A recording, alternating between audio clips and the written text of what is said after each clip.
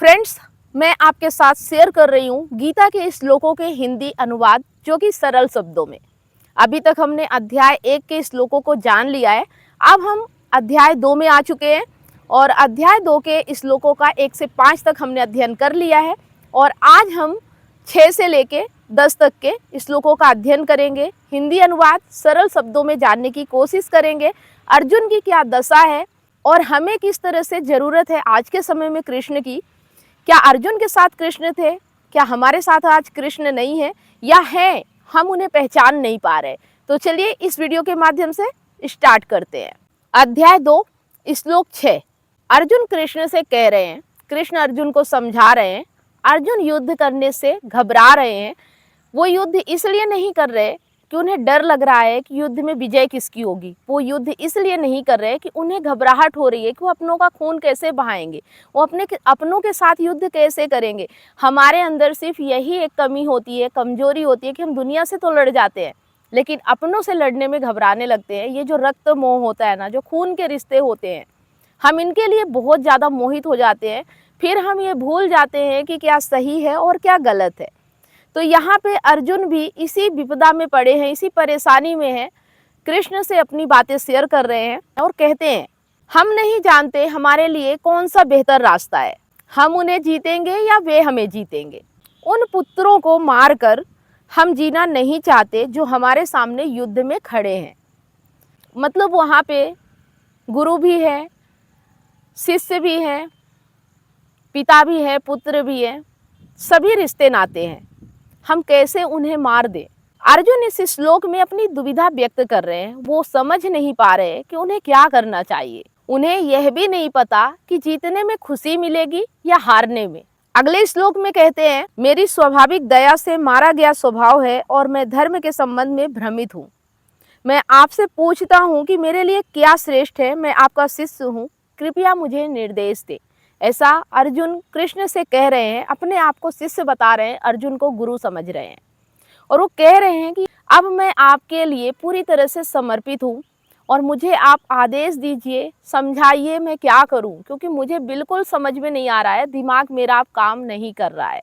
अब वो स्वीकार कर चुके हैं। अभी तक बहुत उन्होंने समझाया, बहुत ज्ञान की बातें की कि ऐसा करने से ये होगा, वैसा करने से वो हुआ। अब यहाँ पे वो भ्रमित हो चुके हैं।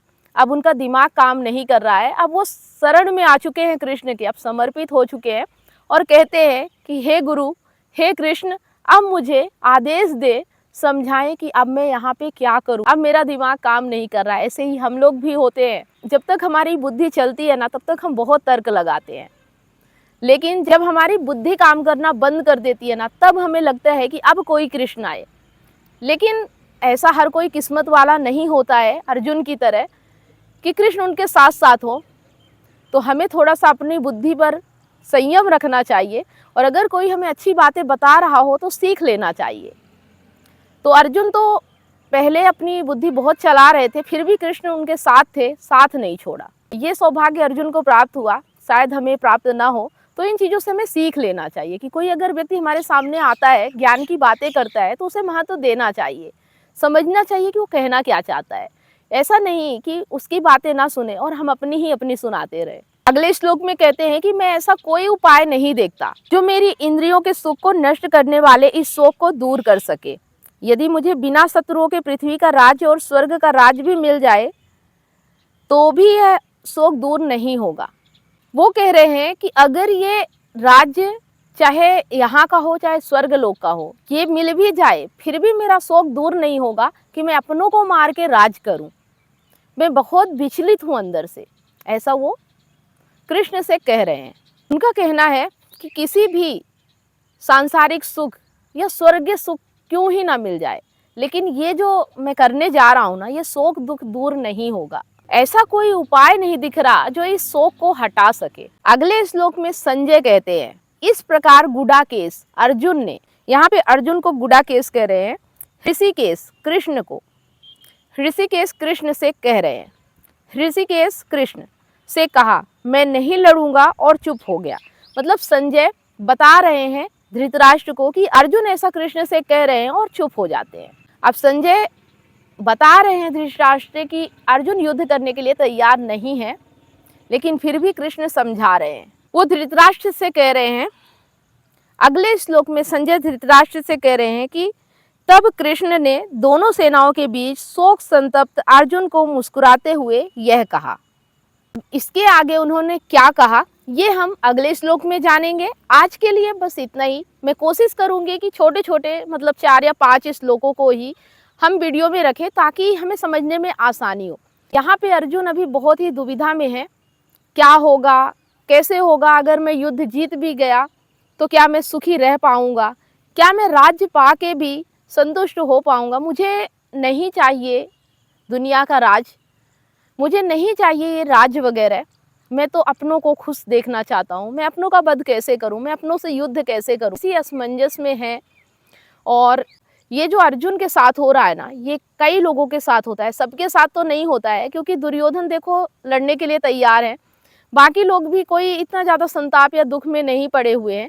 लेकिन ये अर्जुन है, जो अर्जुन के जैसा व्यक्ति होता है, जो इतना ताकतवर होता है, हर चीज़ में सर्वश्रेष्ठ होता है, लेकिन यहाँ पे कमज़ोर पड़ रहा है, जो भीतर से बिल्कुल करुणामयी हो रहा है और अपने मोह को छुपाने के लिए बाकी सारी चीज़ों को बता रहा है। अंदर से या तो उन्हें समझ में नहीं आ रहा है या वो छुपा रहे हैं कि उन्हें रक्त मोह है, क्योंकि बाकी समय जब युद्ध हुआ था तब तो उन्हें ऐसा नहीं लगा था, लेकिन कृष्ण उन्हें समझाने में लगे हैं, क्योंकि युद्ध सिर्फ राज्य के लिए नहीं हो रहा था, युद्ध सत्य के लिए हो रहा था। और जो विपरीत सेना है वो अधर्मी सेना है, वो ऐसी सेना है अगर उससे युद्ध नहीं किया गया, अगर वो जीत गई तो लोगों का जीना मुश्किल हो जाएगा। तो हमें युद्ध इसलिए करना है, कृष्ण कह रहे हैं, ताकि लोगों को बचाया जा सके। सिर्फ इसलिए नहीं कि राज्य मिल जाए या दुर्योधन ने तुम्हारा राज्य हड़प लिया है इसलिए तुम्हें युद्ध करना है। लेकिन अब क्या कहें, वो तो अर्जुन ही है, इतने ज्ञानी होने के बाद भी यहाँ पे थोड़ा सा उनका अज्ञान हो रहा है, जो उन्हें बिल्कुल समझ में नहीं आ रहा कि वो युद्ध क्यों कर रहे हैं।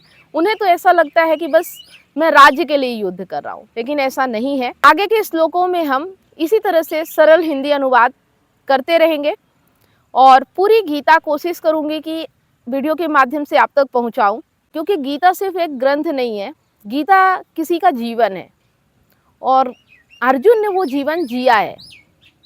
तो उनके जीवन में कौन कौन सी परिस्थितियां आई और उन परिस्थितियों को गीता के माध्यम से कैसे दूर किया गया, तो बस आगे के श्लोक में हम इन्हीं सब चीज़ों को जानेंगे। अगर आपको ये हमारा छोटा सा प्रयास अच्छा लग रहा है, कमेंट करके ज़रूर बताएं, साथ में वीडियो को लाइक करें और ज़्यादा से ज़्यादा इसे अपने दोस्तों और ज़रूरतमंद लोगों के साथ शेयर करें। मिलते हैं नेक्स्ट श्लोकों के साथ, तब तक आप सभी लोगों को वीडियो यहाँ तक देखने के लिए बहुत बहुत धन्यवाद।